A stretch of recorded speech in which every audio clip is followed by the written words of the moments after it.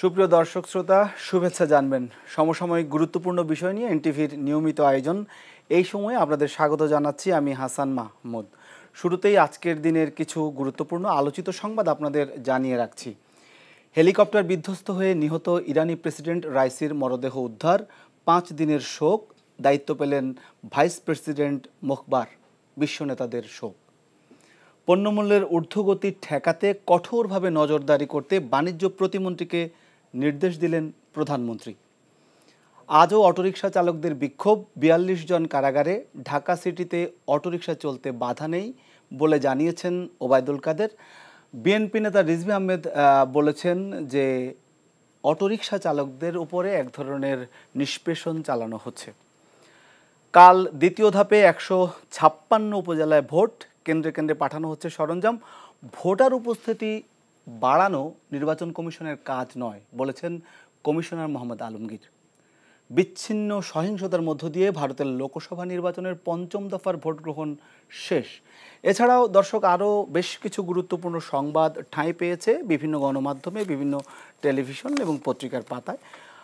আমরা আমাদের স্টুডিওতে দুজন অতিথিকে আমন্ত্রণ জানিয়েছি এবং আরেকজন অতিথি আমাদের সাথে অনলাইনে যুক্ত হবেন। আমাদের অতিথি রয়েছেন ব্যারিস্টার প্রশান্ত ভূষণ বড়ুয়া, সাবেক সহসভাপতি বাংলাদেশ ছাত্রলীগ, এবং আরেকজন জোনায়েদ সাকিব, প্রধান সমন্বয়কারী গণসংহতি আন্দোলন। এবং অনলাইনে যুক্ত হচ্ছেন জনাব হুমায়ুন কবির, সাবেক রাষ্ট্রদূত ও আন্তর্জাতিক সম্পর্ক বিশ্লেষক। আপনাকে স্বাগত জানাচ্ছি জনাব হুমায়ুন কবির। আপনি আপনার কাছেই যেতে চাই, কারণ যে খবরটি আমি প্রথমে পড়ছিলাম যে ইরানের প্রেসিডেন্টের মৃত্যু এবং বিশ্ব অঙ্গনে এক ধরনের বিশ্ব নেতাদের শোক, এবং যেহেতু ইরান খুব আলোচিত একটি রাষ্ট্র হিসেবে বিশ্বের মধ্যে একটি স্থান করে নিয়েছে এবং নানা কারণে, বৈশ্বিক নানা কারণে, সেই হিসেবে তার রাষ্ট্র প্রধানের মৃত্যু, এটিকে কিভাবে দেখছেন? এটা নিঃসন্দেহে একটা বড় ধরনের দুর্ঘটনা এবং এর খানিকটা প্রভাব তো আমরা আন্দাজই করতে পারছি। এবং ইরানি জনগণের জন্য তো নিঃসন্দেহে এটা শোকের দিন, এবং তারা সরকারিভাবে 5 দিন শোক পালন করবেন সে ঘোষণা দিয়েছে। পৃথিবীর বিভিন্ন দেশ, বাংলাদেশ সহ অনেক দেশের সরকার এবং রাষ্ট্রপ্রধানরা শোক বাণী দিয়েছে। তো কাজে এটা ইরানি জনগণের জন্য নেতৃস্থানীয় দুজন নেতার এই ধরনের দুর্ঘটনায় নিহত হওয়াটা তাদের জন্য আমি বলবো যে বড় ধরনের একটা আঘাত হিসেবে দেখা যেতে পারে।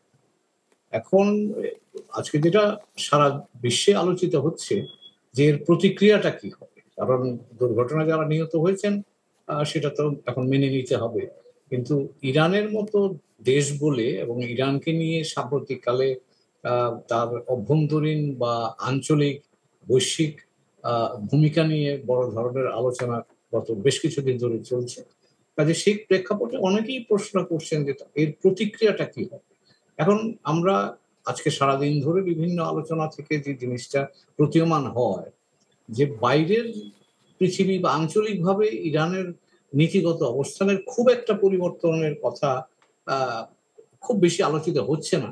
তার কারণ হচ্ছে ইরানের যিনি সুপ্রিম লিডার আছেন আলী খামেনি, তিনি বলে দিয়েছেন নো ডিসরাপশন, অর্থাৎ আমাদের যে নীতিমালা আছে, অন্যান্য দেশের সাথে আমাদের যে সম্পর্ক আছে, এর কোনো পরিবর্তন হবে না।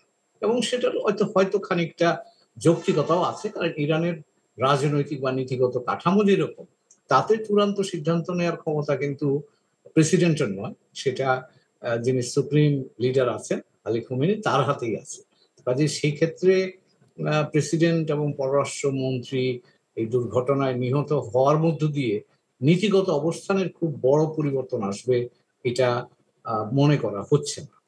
কিন্তু যে জায়গাটায় আমার ধারণা এখন আলোচিত হচ্ছে সেটা হচ্ছে প্রেসিডেন্ট রাইসির উত্থান এবং সাথে সাথে পররাষ্ট্রমন্ত্রী যিনি ছিলেন, এদের উত্থানের প্রেক্ষাপটটা যদি আমরা দেখি তাহলে তাদেরকে মনে করা হয় যে তারা কনজারভেটিভ বা রক্ষণশীল ইরানের যে রাজনীতি আছে তারই ধারক বাহক হিসাবে তারা সেই ইরানের রেভলিউশন 1979 সালে যে বিপ্লব হয়েছিল, ইসলামিক বিপ্লব, এই দুজনে কিন্তু বিশেষ করে রাইসি, যিনি প্রেসিডেন্ট রাইসি, তিনি কিন্তু তখন থেকেই এই বিপ্লবের সাথে সংশ্লিষ্ট থেকেছেন এবং বিভিন্ন সময়তে বড় ধরনের যে বিপ্লবী কর্মকাণ্ড যদি বলি ইরানের ভাষায়, সেগুলো তিনি সক্রিয়ভাবে অংশগ্রহণ করেছিলেন এবং সে কারণেই তাকে রক্ষণশীল একজন প্রেসিডেন্ট বা একজন নেতা হিসেবে মনে করা হয়।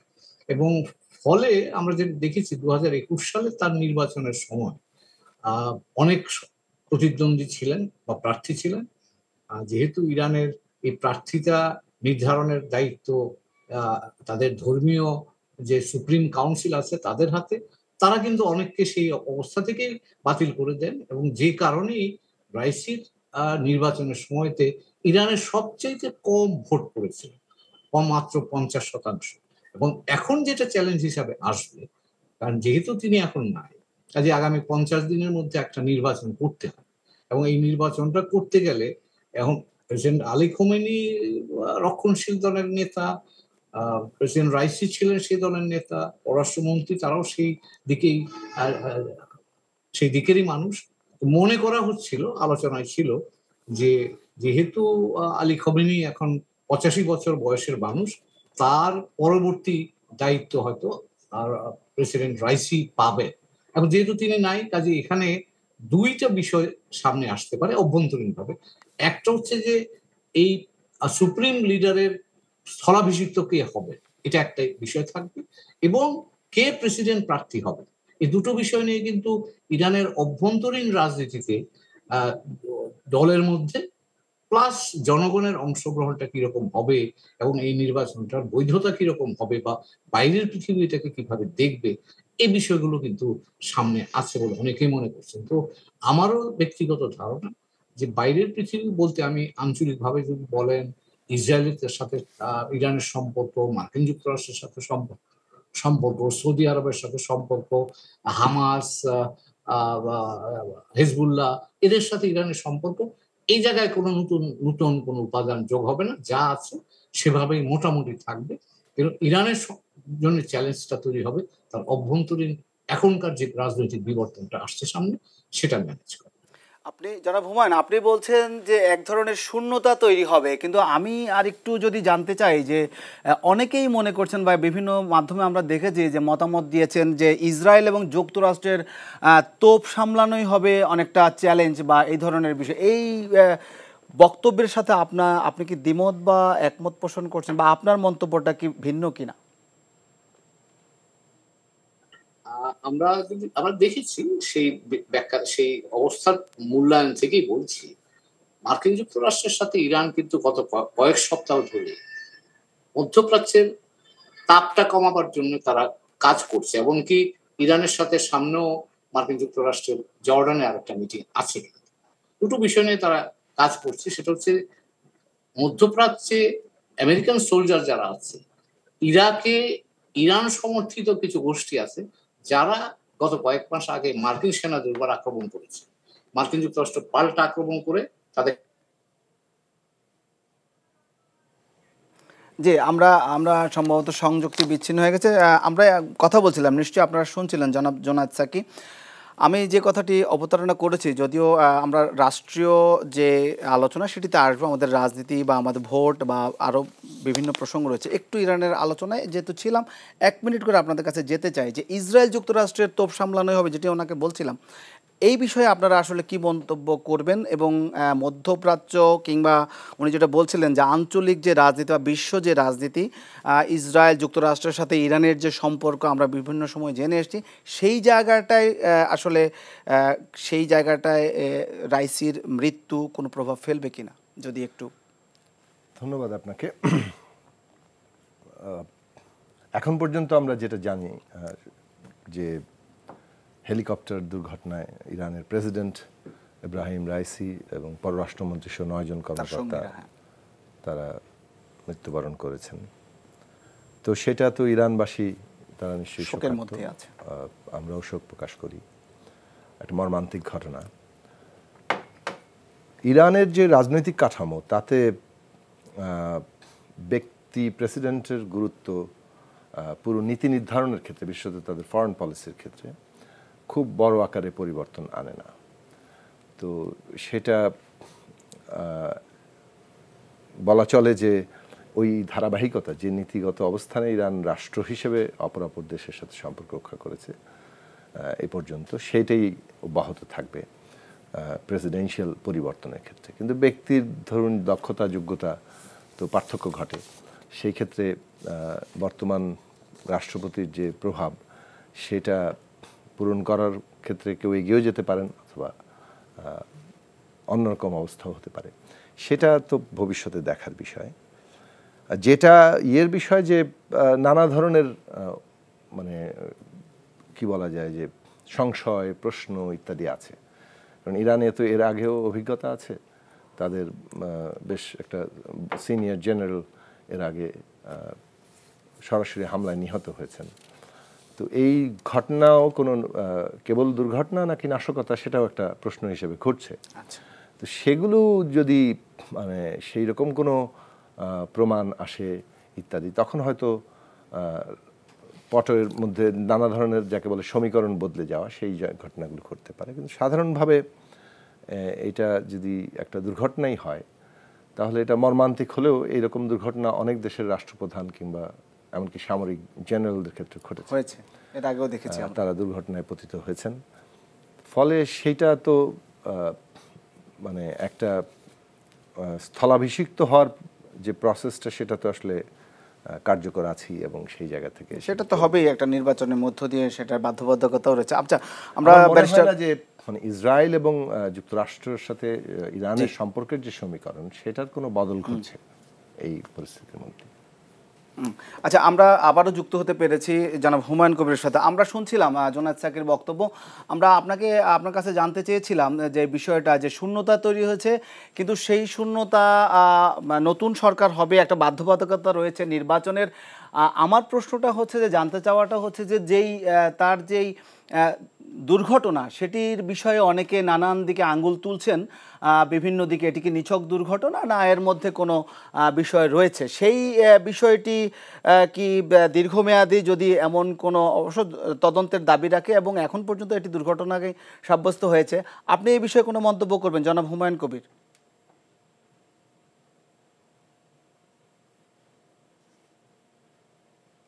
আমাকে শুনতে পাচ্ছেন?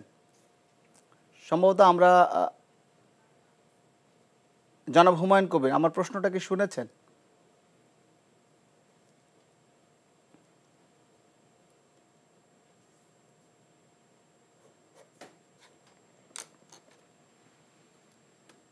যে আমরা আপনার কাছে জানতে চাচ্ছিলাম যে এইটিকে, রাইসির মৃত্যুকে একটি নিছক দুর্ঘটনা, না এই ভেতরে বা এর পেছনে অনেক ইঙ্গিত করা হচ্ছে, বিভিন্ন দিকে আঙুল তোলা হচ্ছে, এই দুর্ঘটনার পেছনে রয়েছে কিনা?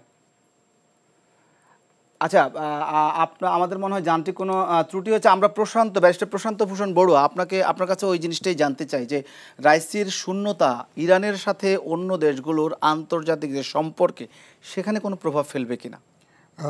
ধন্যবাদ। দেখুন, যে আমি এটা বলি, ইরানের যে এরিয়াল অ্যাসেটসগুলো, এগুলো বেশ পুরনো। এই হেলিকপ্টার কোনোগুলো pre-79, এটা তো বেল হেলিকপ্টার, এবং এই হেলিকপ্টারটিও অনেক পুরনো এবং আমেরিকান মেড। এবং বছর দেড়েক আগে আপনি জানেন যে ভারতের সাবেক সেনাপ্রধান এবং তৎকালীন ওনার জাতীয় নিরাপত্তা জেনারেল বিপিন রাওয়াত, উনিও আপনার এই হেলিকপ্টার দুর্ঘটনায় সঙ্গী সাথী সহ ক্র্যাশ করেছেন। তো এই ক্ষেত্রে খারাপ আবহাওয়া আছে। তবে একটা কনস্পিরেসি থিওরি বলছে ওনার কিন্তু 3টা কনভয় ছিল, 3টা হেলিকপ্টারের। তো একই আবহাওয়ায়, একই যাত্রাপথে বাকি দুটো কিন্তু সেফ ল্যান্ডিং করেছে তাবরিজে 100 কিলোমিটার দূরে ওখান থেকে, এবং এটা পারল না। এখন রুট ভিন্ন ছিল কিনা, এই কারণেই ওই যে যান্ত্রিক, সাকিও যেটা বললেন যে যান্ত্রিক গোলযোগ কিংবা নাশকতার কোনো বিষয় আছে কিনা, সেটা নিশ্চয়ই তদন্ত হবে। মানে একই সাথে 3টার কনভয় কিন্তু একই রুটে গেল, একই আবহাওয়াতে গেল, 2-1 মিনিট আগে পরে একই আবহাওয়াতে এটা 3টা গেল, বিধ্বস্ত হলো, 2টা সেফ ল্যান্ডিং করলো, এটা পারলো না।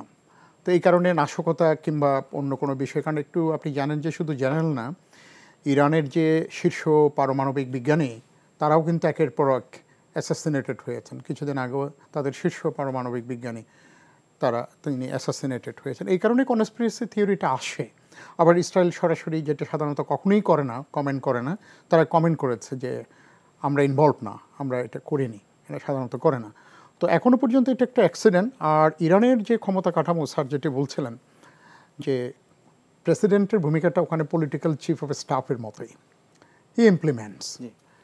চিফ অফ স্টাফ যেমন হোয়াইট হাউসের যেতে একটু বেশি, যেহেতু উনি প্রেসিডেন্ট একটি থাকেন, মূলটা ওনাদের কাঠামোর মধ্যেই সব ঠিক করেন শীর্ষ নেতা আলী খামেনির নেতৃত্বে। তো সেই ক্ষেত্রে কোনো পরিবর্তন হওয়ার কোনো লক্ষণ নেই। যেটি হবে যে 50 দিনের মধ্যে ইলেকশন করতে হবে।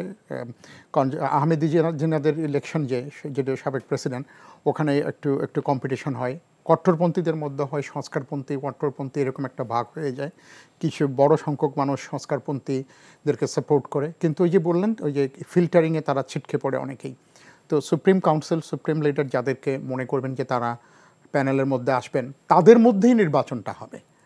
তো ওই ক্ষেত্রে আসলে কিছুটা টার্ময়েল হচ্ছে পলিটিক্যাল সিস্টেমটাকে একটু রিশেপ করা, but he will follow the policy that is already shape by তাদের যে সুপ্রিম লিডার। এটাই যে আপনারা আমি এই সুযোগে মানে আমি শোক প্রকাশ করেছি, কালকে আমি অনেকক্ষণ জেগেছিলাম। আমরা অনেকেই উদ্বিগ্নতার মধ্যে ছিলাম। জনাব হুমায়ুন কবির, আমাকে শুনতে পাচ্ছেন? জি, শুনতে পাচ্ছি। হ্যাঁ, আমি আপনার কাছে আসলে কিছুটা যান্ত্রিক গোলযোগ সৃষ্টি হয়েছে। আমি আবারও আপনার কাছে এই বিষয়টা জানতে চাই যে এটিকে দুর্ঘটনা বলা হচ্ছে, কিন্তু ইতিমধ্যে যেটি বলছিলেন প্রশান্ত ভূষণ বড়ুয়া যে এটি কি নিছকই একটি দুর্ঘটনা বা বিভিন্ন দিকে কিন্তু এই বিষয়ে আঙ্গুলও তোলা হচ্ছে। আমরা দেখেছি আবার কেউ কেউ বলেছেন যে তারা এটার সাথে যুক্ত নয় বা এরকম নানান বক্তব্য হচ্ছে। আপনার মন্তব্যটা আমরা আসলে জানতে চাই যে এই ধরনের একটি নাশকতা, যে এখানে দুটো হেলিকপ্টার সেফ ল্যান্ডিং হয়েছে, তৃতীয়টি একই একটা ক্রাশ হলো, এই বিষয়ে আসলে কি একেবারেই কোনো দুর্ঘটনা ভাবার বাইরে কিছু না ভেবে থাকা যায় কিনা? যত ধরেন এখন যেহেতু এখনো অনেক তথ্য উপাত্ত আমাদের কাছে নাই, সবে এই ঘটনাটা ঘটেছে, একটা হেলিকপ্টার বা বিমান যদি বিধ্বস্ত হয় তার রেকর্ডার, ফ্লাইট রেকর্ডার, এগুলো আসবার পরে বোঝা যায় যে কি ঘটনা কারণে কোনটা ঘটেছে। কিন্তু বাজারে এটা চালু আছে যে অনেকেই বিশ্বাস করতে চাইছেন যে এটা কোনো একটা ষড়যন্ত্রের ফলে হয়েছে কিনা। কিন্তু আমি একটু বলবো যে যেটুকু বুঝতে পারছি, হয়তো এটার আমার কোনো তথ্য উপাত্ত নাই, কিন্তু আমি আন্দাজ করে ঘটনা প্রবাহগুলো যদি সাজাই, ইসরায়েলিরা আজকে আগ বাড়িয়ে কিন্তু বলেছে যে আমরা এটাতে যুক্ত ছিলাম না বা আমরা এতে সংশ্লিষ্ট নই। কারণটা হচ্ছে ইসরায়েলেরা ভালো করেই জানে যে এই ধরনের একটা স্পেকুলেশন খুব ন্যাচারালি হবে, এবং এই স্পেকুলেশন গুলো যাতে না হয় এটাকে বন্ধ করার জন্য কিন্তু তারা আগ বাড়িয়ে বলেছে। এবং আরো একটা জিনিস মনে রাখবেন যে ইসরায়েল এবং ইরান এরা কিন্তু অলিখিত একটা নিজেদের মধ্যে একটা বোঝাপড়া করেই চলে। তারা চায় না, কেউই যুদ্ধে জড়িয়ে যেতে চায় না, কারণ দুজনেই জানে যুদ্ধটা খুবই ধ্বংসাত্মক হবে এবং সেই যুদ্ধের পরিণতি কি হবে ইসরায়েলের জন্য ভয়ঙ্কর হতে পারে, ইরানের জন্য ক্ষতি হবে। তো সেই কারণেই ওরা একটা অলিখিত, আপনি যে বলেন, ব্যালেন্স অফ পাওয়ার মেনটেন করে যায়। এবং সেই যে লক্ষ্য করবেন, এই যে ইরানে কিছুদিন আগে ইসরায়েল যে পাল্টা আক্রমণটা করলো ইস্পাহান শহর, সেটা কিন্তু, এবং সেটা ইসরায়েল কিন্তু পরিমিত ভাবেই আক্রমণটা করছে, তার একটা মেসেজ দিতে চেয়েছে যে আমরা পারি, কিন্তু সেখানে ব্যাপক ক্ষতি, হতাহতের কোনো ঘটনা নেই, ব্যাপক ক্ষয়ক্ষতির কোনো ঘটনা ছিল না। কাজেই এই ওদের, আমার মনে হয় না যে ইসরায়েল এখনকার মধ্যপ্রাচ্যের যে ধরনের অবস্থা এবং মার্কিনীদের ইসরায়েলের সাথে যে ধরনের যোগাযোগ, তাতে মার্কিনীদের অ্যাপ্রুভাল ছাড়া ইসরায়েলিরা এই ধরনের কোনো বড় কাজে হাত দেবে।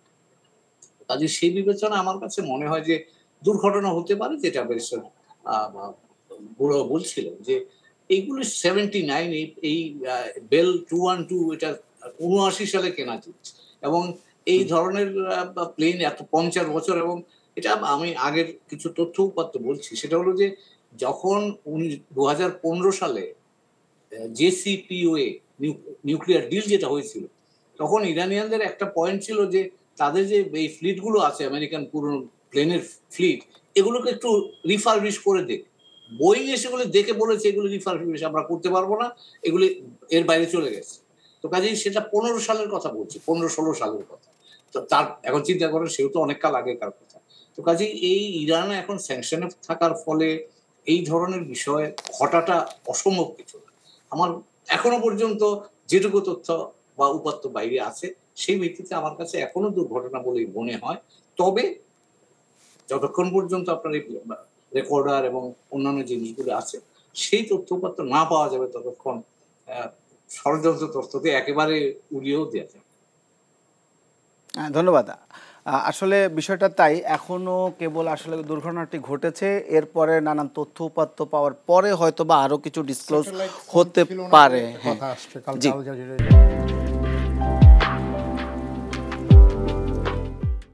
এবার আমাদের দেশের প্রসঙ্গে চলে আসছি। একটি বিষয় আপনাদের দুজনের দৃষ্টি আকর্ষণ করছি, সেটি হচ্ছে পণ্যমূল্য।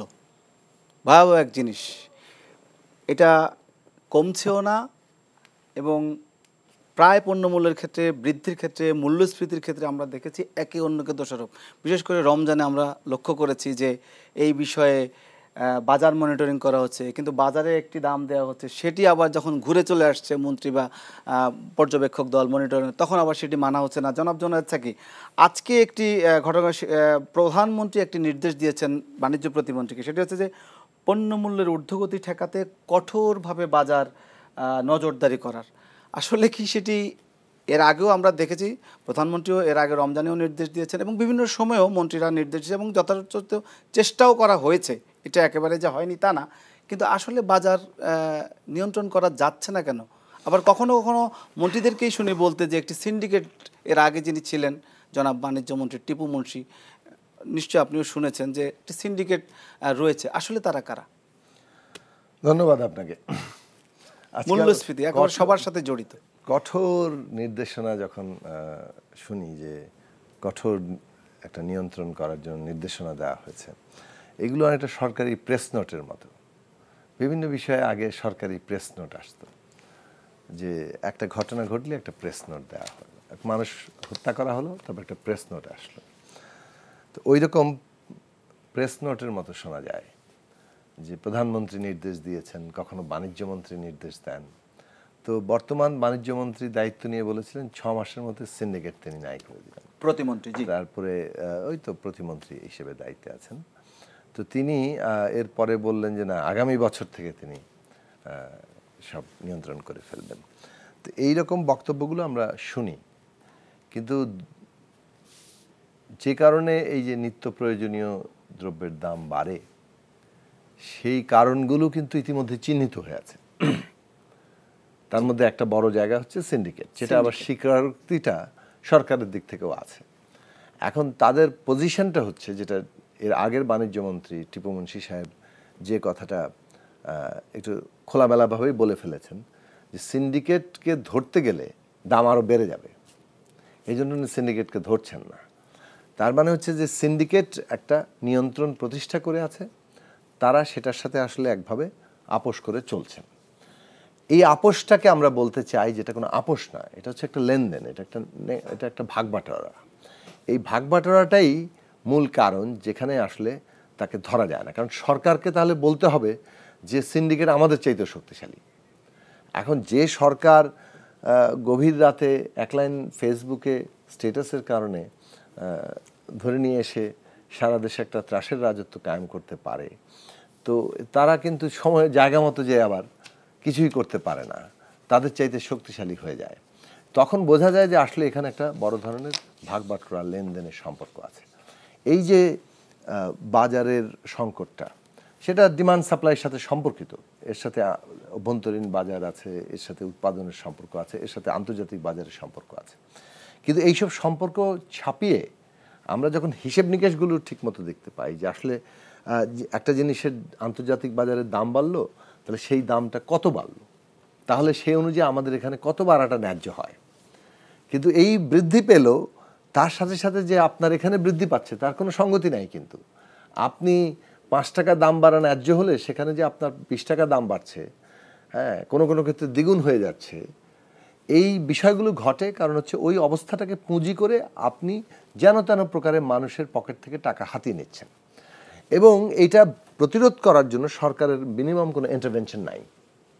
তারা তারপরে যে ইন্টারভেন করে টোরে বাজারের নিয়মে আবার কিছুটা কমে আসে, এবং ওইটা তখন হয়ে যায়, আপনি 20 টাকা আসলো 40 টাকা হয়ে গেল, তারপরে এসে 35 টাকায় নামলো, মানুষ ভাবলো কমেছে তো, কিন্তু আসলে যে 15 টাকা বেড়ে গেল তার কোনো জবাবদিহিতার জায়গা কিন্তু নেই। এখন এইটার ফলাফলটা কি? ফলাফলটা হচ্ছে নিম্ন আয়ের মানুষের উপরে যে পড়ছে, দারুণ প্রভাব তাদের পড়ছে। পকেট থেকে মধ্যবিত্ত, টাকা নিম্নবিত্ত সবার কতিপয়ের উপরে। পকেটে চলে যাচ্ছে। এইটা একটা বলবো যে পুরো রাষ্ট্র ব্যবস্থাটা যেভাবে এই সরকার চালাচ্ছে তাতে সব ক্ষেত্রে, আপনি বিদ্যুতের ক্ষেত্রে দেখেন ভর্তুকি দেওয়া হচ্ছে, কি ভর্তুকি দেওয়া হচ্ছে 80%ই ক্যাপাসিটি চার্জ, এবং এই ক্যাপাসিটি চার্জ কতিপয় কোম্পানির মধ্যে চলে যাচ্ছে, বসিয়ে বসিয়ে তারা পাচ্ছেন। তাহলে পাবলিকের কাছ থেকে টাকা নিয়ে আপনি সরাসরি ভর্তুকির নামে ওই কতিপয়ের পকেটে ঢুকিয়ে দিচ্ছেন। এখন বলছেন যে এই ভর্তুকিটাও দেওয়া হবে না, মানে পুরো টাকাটাই পাবলিকের কাছ থেকে নিয়ে আসা হবে, যদিও ওই ভর্তুকিটা আসলে পাবলিকেরই টাকা, আমারই ট্যাক্সের টাকা ভর্তুকি আকারে দেওয়া হয়। তো এইভাবে ধরেন প্রতিটি সেক্টরেই মানুষের কাছ থেকে টাকা তুলে কতিপয়ের পকেটে ঢোকানোর জন্য পুরো স্টেট মেকানিজম, সরকারের পুরো মেকানিজমটা কাজ করছে। মানে তারা একটা মধ্যবর্তী সংস্থা, কতিপয়ের পকেটে জনগণ থেকে পাইপলাইনের মাধ্যমে টাকা সাপ্লাই করার একটা মেশিনে পরিণত হয়েছে। এইটা আসলে বাংলাদেশে ঘটছে, এবং এই ঘটনাটাই বৈপরীত্যটা ঘটিয়ে দিচ্ছে। একদিকে কতিপয়ের হাতে কি বিপুল পরিমাণ টাকা, এই যে একে সালম তিনি 8টা ব্যাংকের অধিকর্তা হয়ে বসে গেছেন, তারপরে তারা কত টাকা বিদেশে বিনিয়োগ করছে সেটা নিয়ে কোনো জবাব দিতে নেই। আমি এগুলো টিপস অফ দি, মানে ওই যে বলেন টিপ অফ দি আইসবার্গ, সেইটা আমরা যদি দেখি তাহলে বুঝবো যে এনারা এই কতিপয় কোম্পানি তারা ব্যাপকভাবে ধন সম্পদ আহরণ করছেন রাষ্ট্র ক্ষমতা ব্যবহার করে। এইদিকে বিপুল পরিমাণ অর্থের লক্ষ কোটি টাকা জমা হচ্ছে, অন্যদিকে গরিব মানুষের অবস্থা কী, সাধারণ মানুষের অবস্থা কী? আপনি মজুরির দাবি করেন তো পুলিশ গুলি করে মারবে, ঠিকমতো তাদের মামলা বিচার এগুলোর কোনো জায়গা হবে না। তারপরে যে ভাড়াটা বাড়ানো হবে 8,000 থেকে 12,500 টাকা হবে, কিন্তু মানে নানানভাবে এই দ্রব্যমূল্যের বৃদ্ধি, ডলারের কি বলে যে টাকার মানে অবমূল্যায়ন ডলারের বিপরীতে, তারপরে ধরেন নানান দিক থেকে এমনভাবে তার ক্রয় ক্ষমতা কমবে যে আগে 8,000 টাকায় যা কিনতে পেত এখন 12,500 টাকায় সেটা সে কিনতে পাবে না। এই রকম অবস্থা বাংলাদেশের সাধারণ মানুষের জন্য হচ্ছে। বাংলাদেশের কৃষক পণ্যের মূল্য পাচ্ছে না, তারা মানে ফসল নষ্ট করে ফেলতে হয়, 1 টাকা কেজিতে টমেটো বিক্রি করতে হয়, ঢাকা শহরে আসলে কাঁচামরিচ এখন মানে 250 টাকা কেজিতে। জনাব সেকে, আমরা একটু প্রশান্ত ভূষণের কাছে আসতে চাই। আমরা এর আগে দেখেছি যে বিভিন্ন সংবাদেও আপনি হয়তো দেখেছেন যে মাঠে বলা হচ্ছে যে টমেটোর কেজি মাঠে কৃষক যেখানে উৎপাদন করছে সেখানে দেখা যায় 5 টাকা। এরপরে বাজারে যখন ঢাকায় আমরা কিনতে যাই তখন সেটা 70, 50, 80। মধ্যবর্তী মানে মধ্যভোগীরা, মধ্যস্বত্বভোগী যারা আমরা বলি, সেই জায়গাটাতে কি এত ব্যবধান হচ্ছে? অর্থাৎ মানুষের কিনতে গেলে দেখা যাচ্ছে মূল্য যে স্ফীতি, এবং আমরা দেখেছি যে সামনে বাজেট এবং বেশিরভাগ অর্থনীতিবিদই বলছে যে এই মূল্যস্ফীতির হ্রাসটা টেনে ধরাই হবে সবচেয়ে বড় চ্যালেঞ্জ। তো এই বিষয়ে, এবং প্রথমটা আজকে একটা নির্দেশও দিয়েছেন, এর আগেও দিয়েছেন, আপনি কি মনে করছেন মানে আসলে এইটাই তো আপনাদের সবচেয়ে বড় চ্যালেঞ্জ হওয়া দরকার? নিশ্চয়ই উনি একটু কিছু বলতে চেয়েছিলেন। আপনি কি আচ্ছা আপনি বলেন, ঠিক আছে। না, আমি ওটার জন্য অপেক্ষা করছিলাম। দেখুন, লেয়ারগুলো আছে একেবারে উৎপাদক থেকে মাঝখানে ফড়িয়ে হয়ে একেবারে এই পর্যন্ত আস্তে আস্তে প্রায় 4-5টা লেয়ার আছে, যেখানে যত লেয়ার কম এটি দেখেন বাজার, কিন্তু কারণ কৃষককে 3 বছর আগে টাকা দিয়ে ফেলছে, এবং এই 3 বছর সে তার উৎপাদিত পণ্য আমাকে আপনাকে আমি সরাসরি টাকা দিলেও আমি কিনতে পারবো না, ওই ফড়িয়ে হয়ে হয়ে আসে নানাভাবে। বেশ, আমি ছোট্ট একটা উদাহরণ দিই। ভারতের মহারাষ্ট্রে, নাসিকে এবং গুজরাটে গত বছর দেখেছেন যে মাত্র 16 রুপি দাম পাচ্ছে না বলে ট্রাক্টরে পেঁয়াজ ডলে দিচ্ছে, পিষে দিচ্ছে, এটা হয়েছে। এবং বিরাট যে কৃষক আন্দোলনটা হয়ে গেল, এটা আমাদের দেশে অনেক সময় হয়, না ওই স্কেলে কখনো হয়নি। 2-1টা হয়েছে যখন দুধ ফেলে দিয়েছে, এটা আমরা দেখেছি, দুধ ফেলে দিয়েছে, এই কয়েকটা হয়েছে। আমি ব্যক্তিগতভাবে মনে করি এখানে সাপ্লাই চেইনের একটা দ্যাটস এ সায়েন্স। আমি কোভিডের সময় দেখেছি ব্রিটেনের সেনাবাহিনীর চালকরা হঠাৎ করে টেস্কো সেন্সবারির পরিবহন পণ্যের যে লরিগুলো 22 টাকার, এগুলো চালানো শুরু করেছেন। কেন? যে ক্রাইসিস হলো যে লরি নাই, ওরা কোনোভাবেই আপনার যাতে খালি না থাকে শেলফগুলো। এবং কিছুদিন দেখেছেন যে নাই, টিস্যু নাই, এবং সবাই টিস্যু জমাচ্ছে। তখন একজন দোকানে সাইনবোর্ড দিল যে this nation is lacking from common sense and tissue. এবং তখন আমরা জানলাম এই টিস্যু আসে চায়না থেকে স্পেন পর্যন্ত ট্রেনে। তো এই যে দেখেন কত লম্বা সাপ্লাই চেন এগুলো।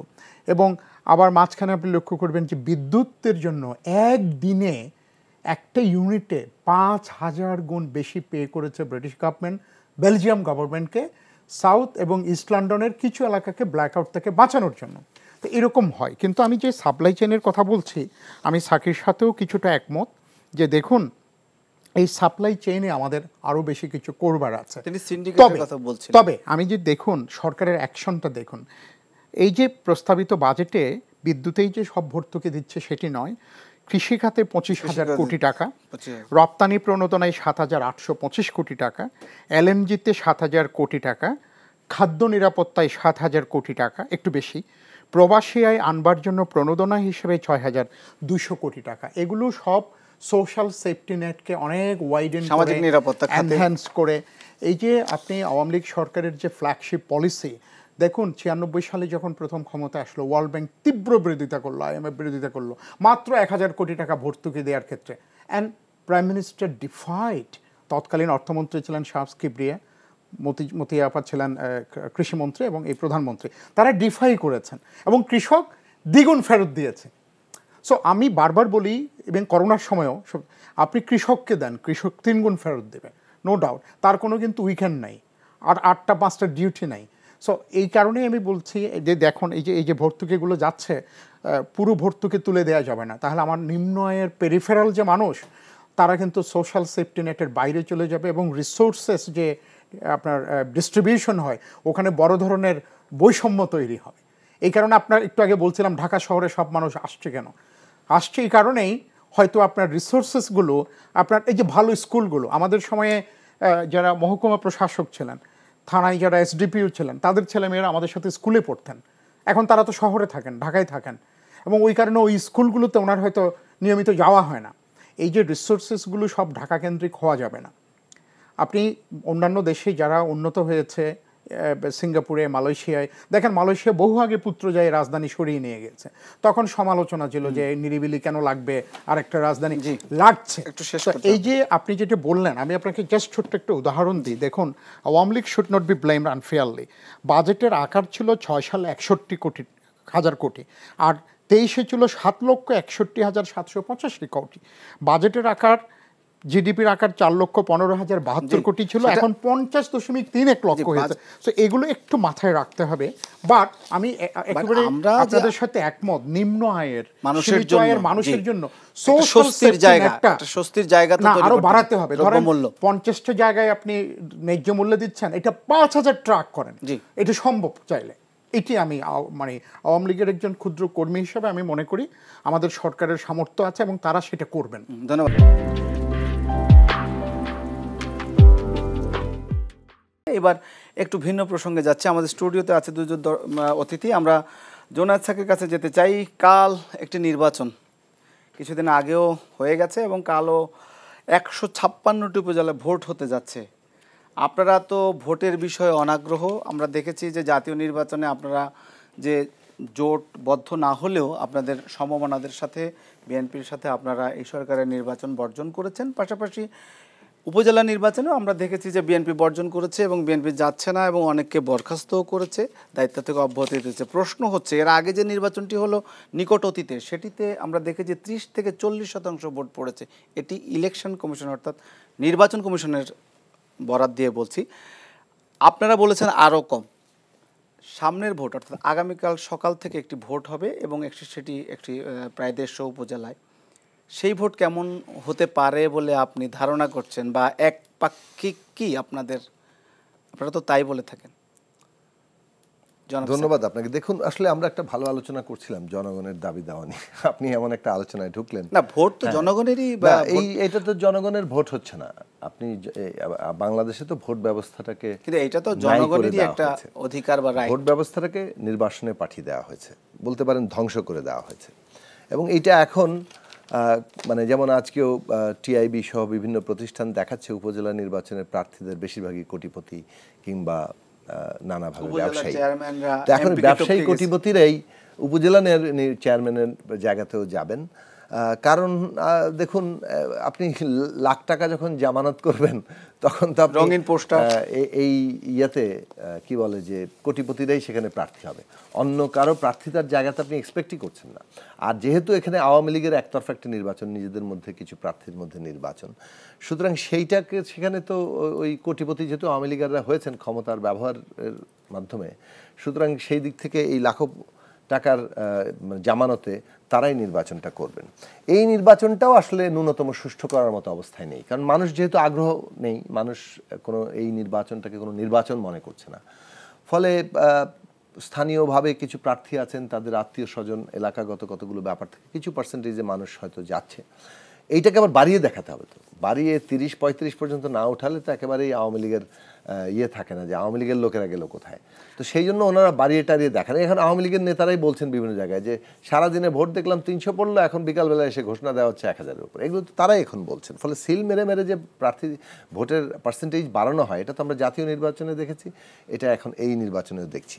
এবং এই নির্বাচন কমিশনের যেহেতু সরকারের নির্দেশ বাস্তবায়ন করা এটা একমাত্র কাজ, সুতরাং সেই জায়গাটাতে তারা করছেন। বাংলাদেশের সবগুলো প্রতিষ্ঠানের কাজও সেটা। বাংলাদেশ ব্যাংকও সরকারের মানে পলিটিক্যাল ডিকটেশন ফলো করাটাই তাদের কাজে দাঁড়িয়েছে। ফলে তাদের নিজস্ব যে একটা ভূমিকা, যে ভূমিকা প্রতিষ্ঠান হিসেবে মানুষের দাবি, সেই জায়গায় তাদের কোনো ভূমিকা নেই।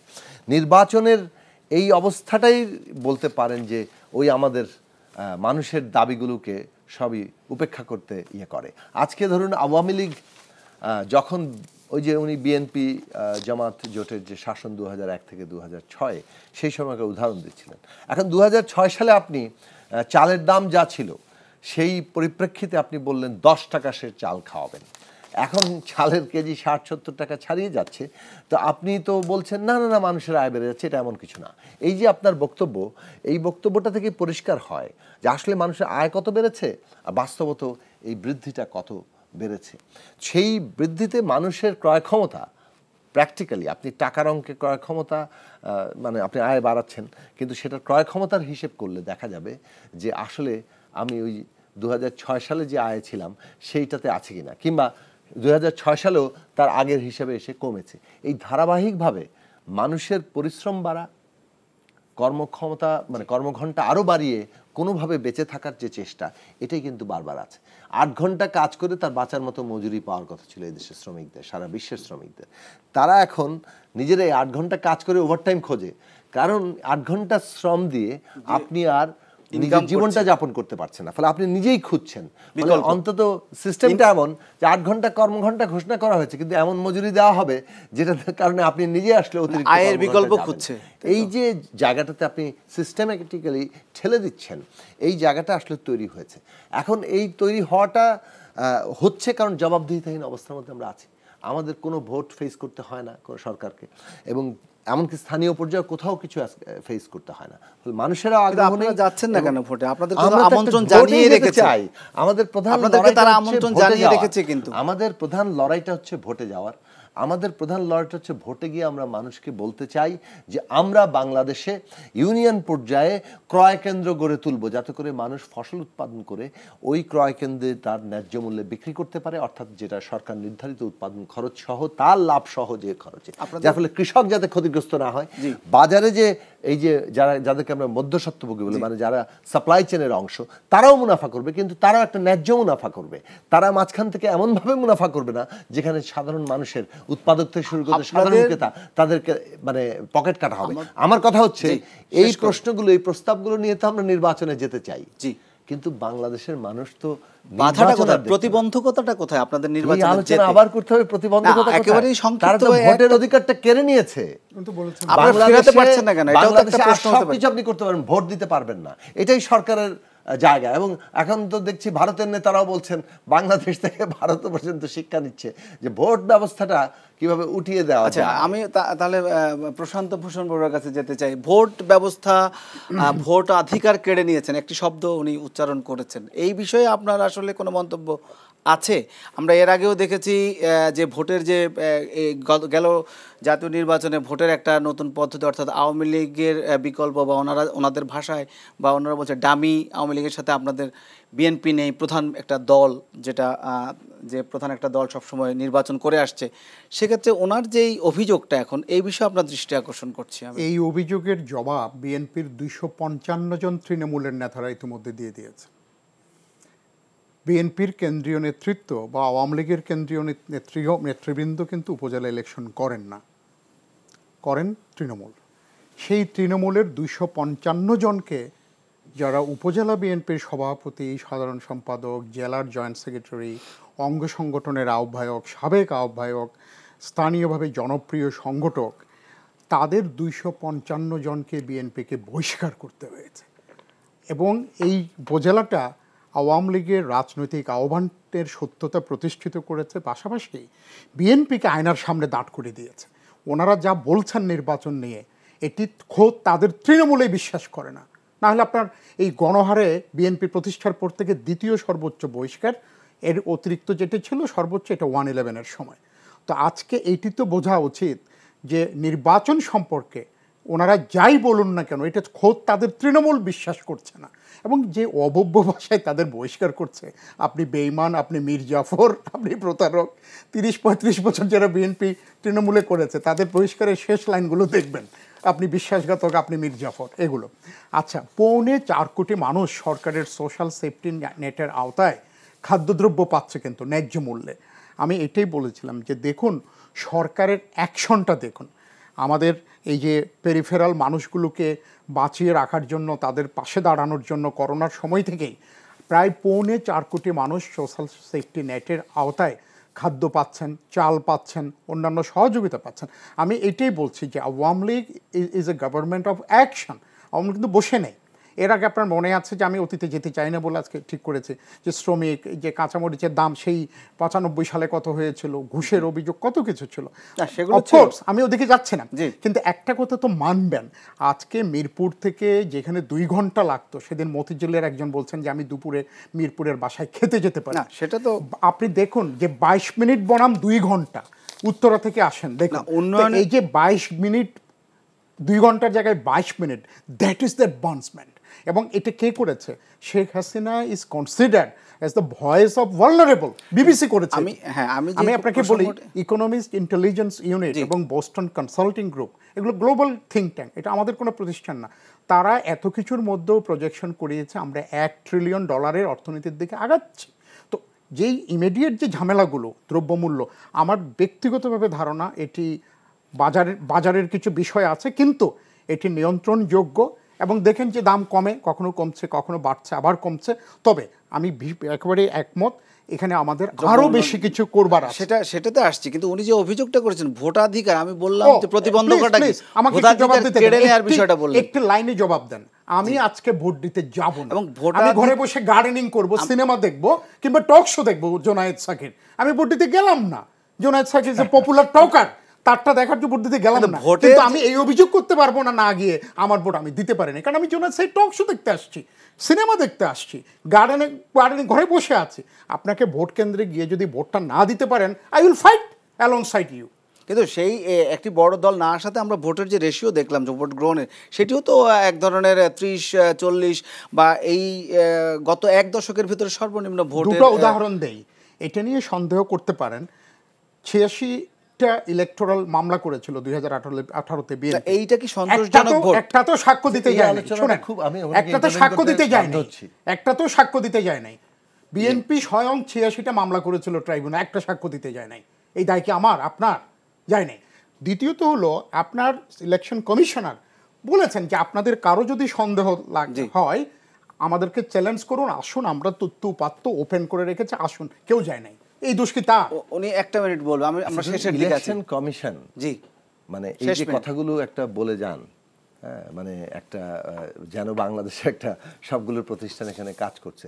তো এইগুলো যে একটা এইসব কথা যে একটা সেফ কথার কথা, এটা সব মানুষ জানে। ফলে এই কথাগুলো ওনারা বলে যান, বলতে বলতে বলাটাই ওনার কর্তব্য, কিন্তু এগুলোর কোনো কার্যকারিতা নেই।